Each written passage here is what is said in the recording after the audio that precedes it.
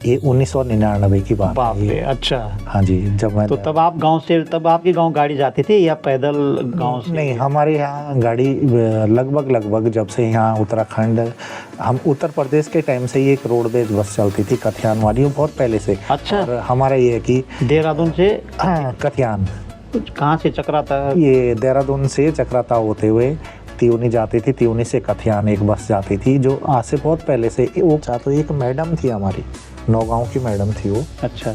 उसने मुझे फर्स्ट एक मौका दिया गाने के लिए।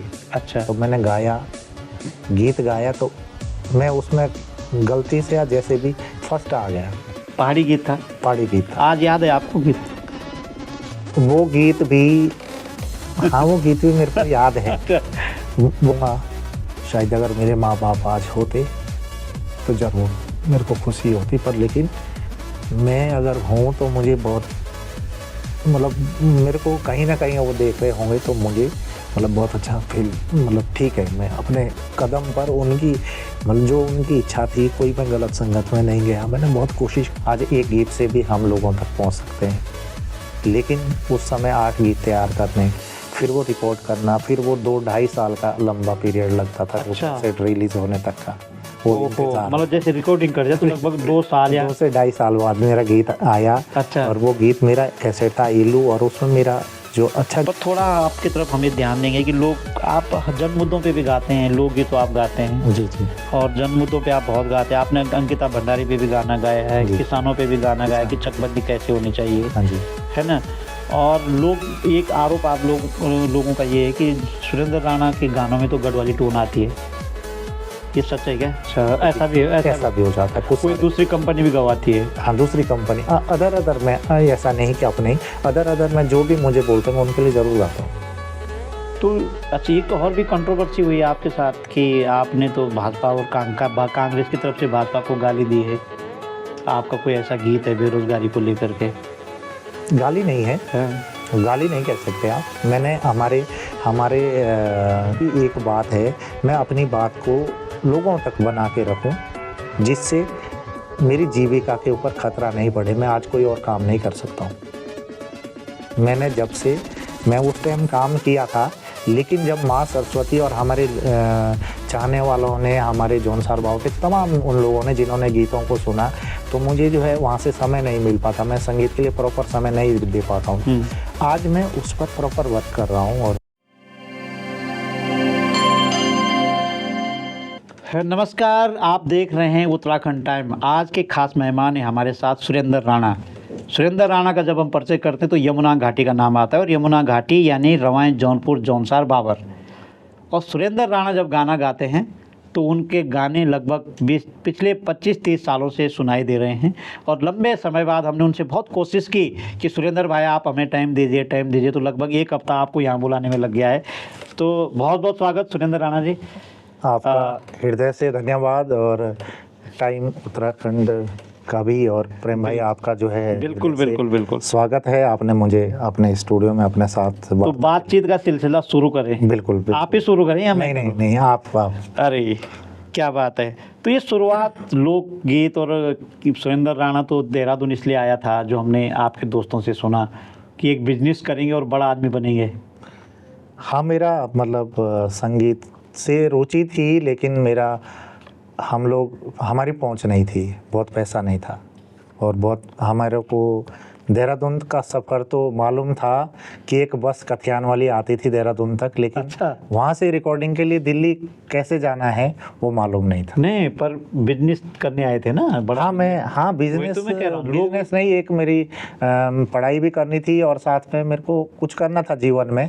मेरा एम ये था कि अगर मैं कुछ पैसे कमाऊं और कुछ कर पाऊं तो मैं संगीत में ही जाऊंगा। अच्छा, संगीत ये गांव से सोच के लाया था? हाँ, ये गांव से, क्योंकि वहाँ पे मतलब बहुत पर्याप्त साधन नहीं थे पैसे कमाने के, और दिल्ली जाने के लिए पैसा चाहिए था, रिकॉर्डिंग के लिए पैसा देना था, तो वो मैं देहरादून आके या किसी शहर में अपना काम करके मैं कर सकता था। ये कब की बात रही होगी?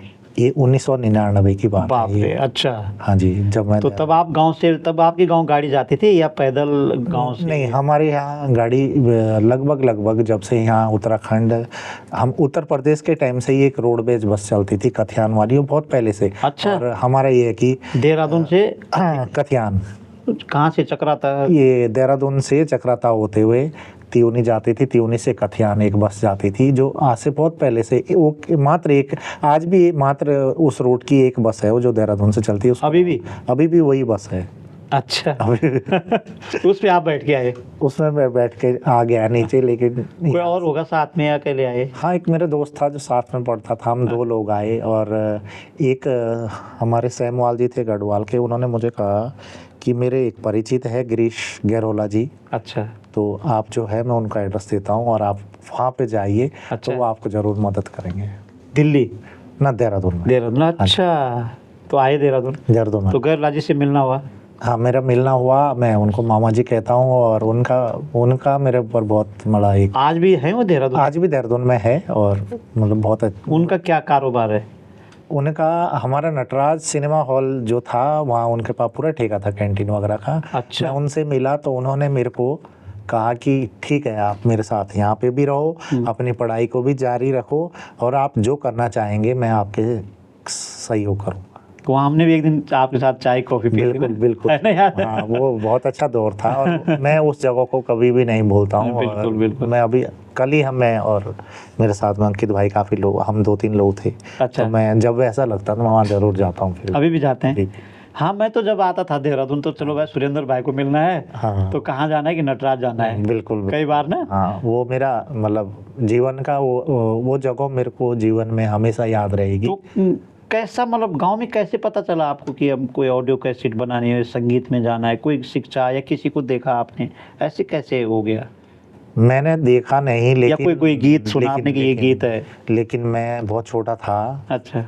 तो गीत भी उस दौरान रेडियो में चलते थे। अच्छा। जगत राम वर्मा जी का भी गीत मैंने सुना। हाँ। महेंद्र चौहान जी का मैंने गीत सुना। जगत राम वर्मा जी का इजी बाबा निका में जो रूप प्यारी कथा सुनिए सारे रेडियो के माध्यम से, ये बहुत पुराना गीत है।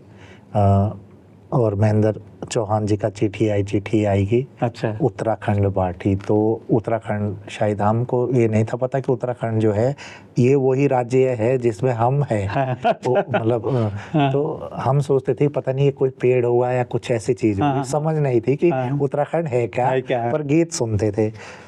लेकिन मेरे को था कि मैं जाऊंगा। जब मैं आगे बढ़ा, फिर पढ़ाई के साथ में 6 में पहुंचा, तो एक मैडम थी हमारी, नौगांव की मैडम थी वो। अच्छा। उसने मुझे फर्स्ट एक मौका दिया गाने के लिए। अच्छा। तो मैंने गीत गाया, तो मैं उसमें गलती से या जैसे भी फर्स्ट आ गया। पहाड़ी गीत था? पहाड़ी गीत था। आज याद है आपको गीत? वो गीत भी, हाँ, वो गीत भी मेरे को याद है। वो गीत था महेंद्र चौहान जी का। हाँ, कोई नहीं। गाँव खुली रे शिक्षा से बुरी आदत छोड़ी थे ना को रे नहीं भूला रे। बहुत पुरानी बात है। बिल्कुल। तो ये गाना उनको 1994 में रिकॉर्डिंग हुआ था। हाँ, लेकिन मैं 1996 में सुना होगा तब। छठी में मैं पहुंचा, तब मैंने इसको, बहुत प्रचलित गीत था। तो एक बार जरा चलो वही गाने की शुरुआत कर, वहीं से शुरुआत करते हैं जरा। हाँ, वो मेरे जीवन का मतलब संगीत जीवन का एक पड़ाव है। तो वो गीत है, गाँव खुली रे शिक्षाई से कुला रे, बुरी आदत छोड़ी दे ना कोरणी भूला रे, प्यारे साथियों बाटनी ध्यानियो मेरो बोलनो मानिया, याद कर ले सबियो, गाँव खुली रे शिक्षाई से कुला रे। ये क्या बात है। तो ये आप गुनगुनाते थे? मैं प्रयास करता था कि मैं कभी, मेरा सपना था कि मैं कभी इस तरीके का कर पाऊंगा, तो कर दिया ना। हाँ, मतलब आज भी एक सपना है। बहुत हम लोग बहुत मतलब गरीब परिवार से है, तो काफ़ी सारी चीज़ें हैं जो नहीं। तो कैसा फिर वहाँ से गांव खुले रहे शिक्षा स्कूल, और स्कूल के बाद आप देहरादून भी स्कूल पढ़ने आए, तो ऐसा कैसा दौर आया कि फिर आप ऑडियो वीडियो की बिल्कुल फुल टाइम इधर ही आ गए? अब तो आप फुल टाइम इसी काम को करते हैं। जब भी हम देखते हैं स्टेज पे सुरेंद्र राणा, यूट्यूब खोलते हैं तो सुरेंद्र राणा का गीत, इधर कहीं सुनते हैं कि वहाँ सुरेंद्र राणा का स्टेज, ये लंबा सफ़र, थोड़ा इसको आप बताइए ना। एक मतलब शायद हो, मैं कभी सोचा नहीं था कि मैं इस पायदान पर पहुंचूंगा। शायद अगर मेरे माँ बाप आज होते तो ज़रूर मेरे को खुशी होती, पर लेकिन मैं अगर हूँ तो मुझे बहुत मतलब मेरे को कहीं ना कहीं वो देख रहे होंगे तो मुझे मतलब बहुत अच्छा फील, मतलब ठीक है, मैं अपने कदम पर उनकी मतलब जो उनकी इच्छा थी, कोई मैं गलत संगत में नहीं गया, मैंने बहुत कोशिश करी, बहुत ज़मीन स्तर से मैंने बिल्कुल चीज़ें की। तो आज मेरे को, मैं आपका और उत्तराखंड टाइम टीवी का बहुत आभार व्यक्त करता हूँ। पहली बार मुझे, कई बार मौका मिला, लेकिन इतनी बारीक से मुझे अपने बारे में बोलने का कभी। तो यहाँ देहरादून से फिर आप दिल्ली गए रिकॉर्डिंग करने? हाँ, मैं दिल्ली गया। जो ये मैं दिल्ली 19 अक्टूबर 2000 में यहाँ से मैं दिल्ली गया। अच्छा। मैं लगभग यहाँ पे 2 साल काम करने के बाद फिर मैं थोड़े से जो भी पैसा मुझे मिला, मैं 700 रुपये से अपना काम शुरू किया था। उसमें मैंने पढ़ाई भी करी।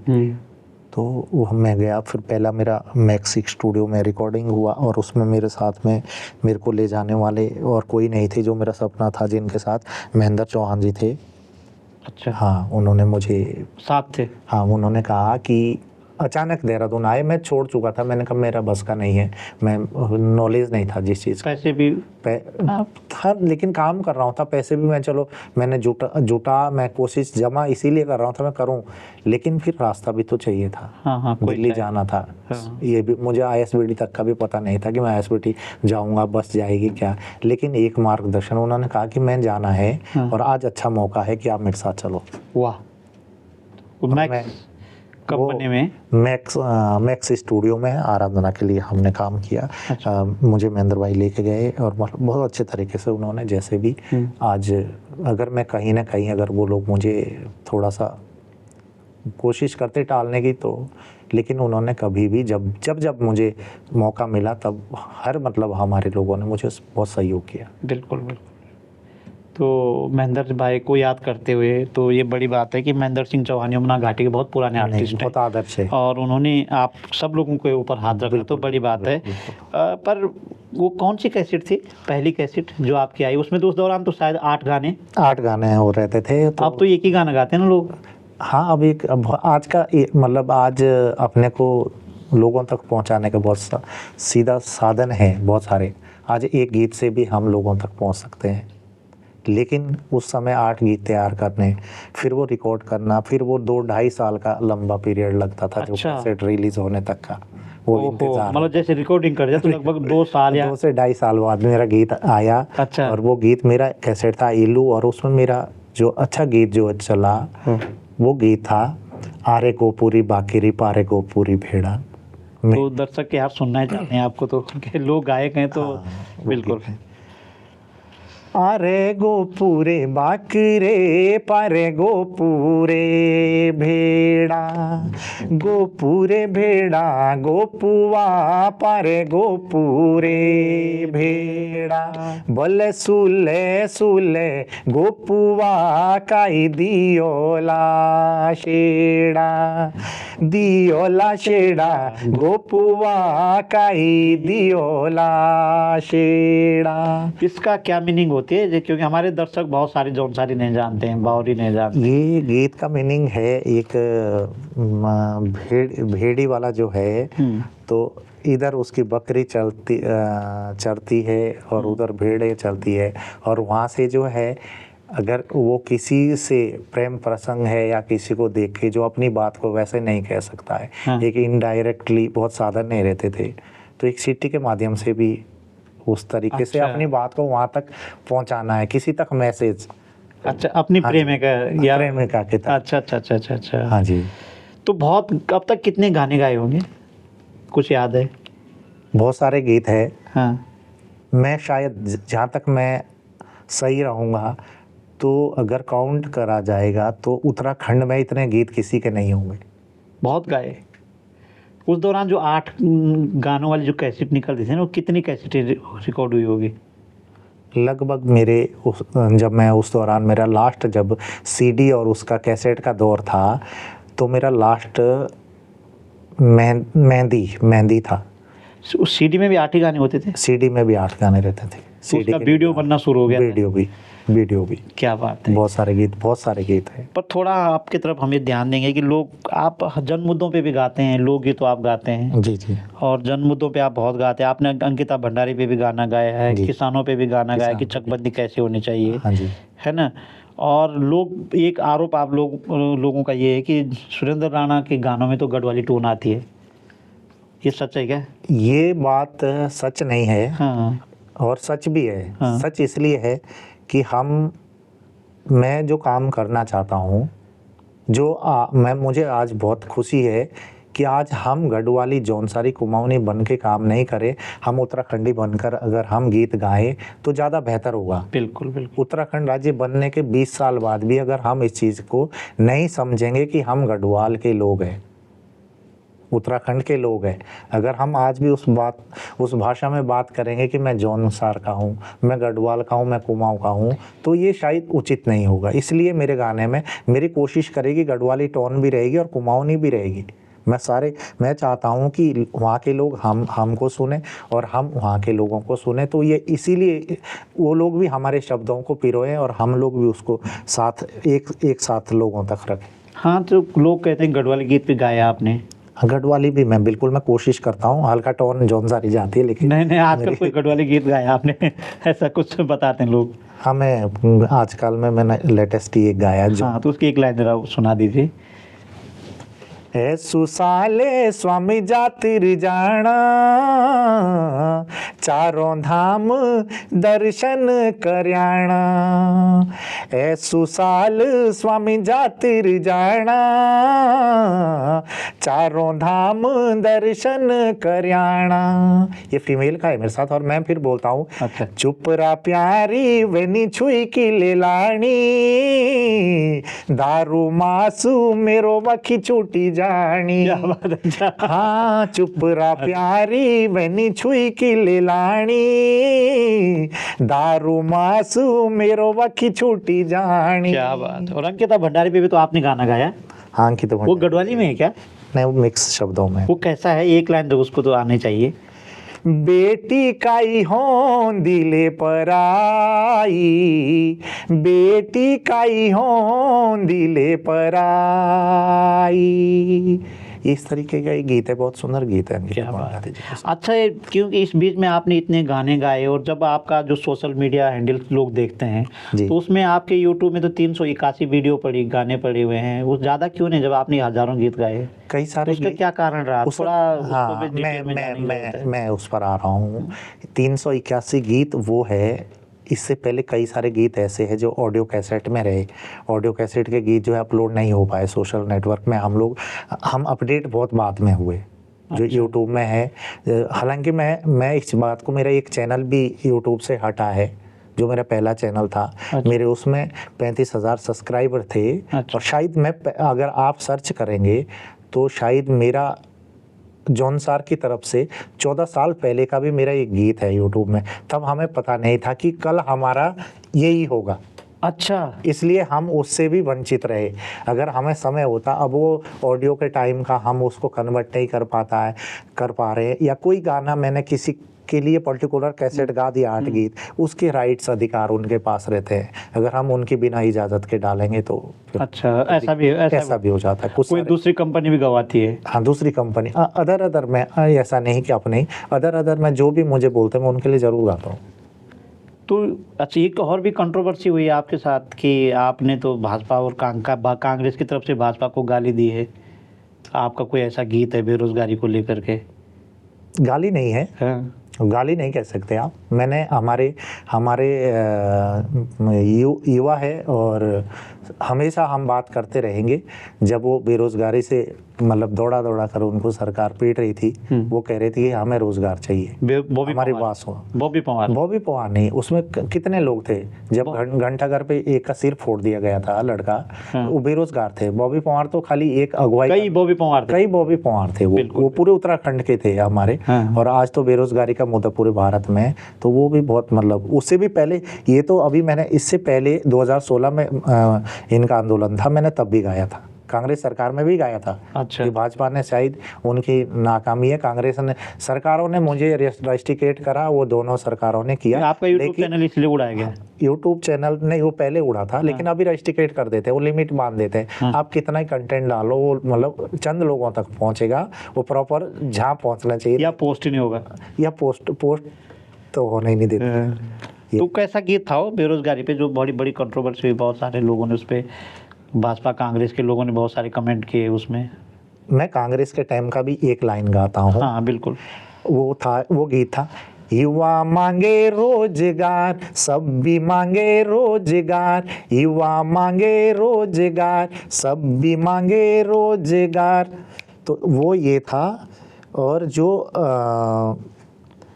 बेरोजगारी वाला जो सेकंड टाइम का था, हाँ। वो ये था, बेरोजगार छो साहिब, रोजगार मांगना छा, बेरोजगार छो साहिब, रोजगार मांगना छा। हाथ जोड़ी जोड़ी मैं विनती करना छा, हाथ जोड़ी जोड़ी मैं विनती करना चा, एक दुई बार नी 100 बार बोलना चा, बेरोजगार छो साहिब, रोजगार मांगना चा। तो इसमें क्या गलत है? इसमें अब समझने उस आदमी के उसके ऊपर बात है, हमने तो एक बात पहुंचाई। पर भाजपा के लोगों ने तो ये बोला नहीं कि ना वो मांगदा सोना चांदी, ना वो चांदी बंगला कार, हाँ। बेरोजगार छो साहिब, वो मांगदा रोजगार। क्या बात है, ये बात थी उसमें, और कोई बात नहीं थी। बिल्कुल। लेकिन मुझे रस्टिकेट कर दिया गया।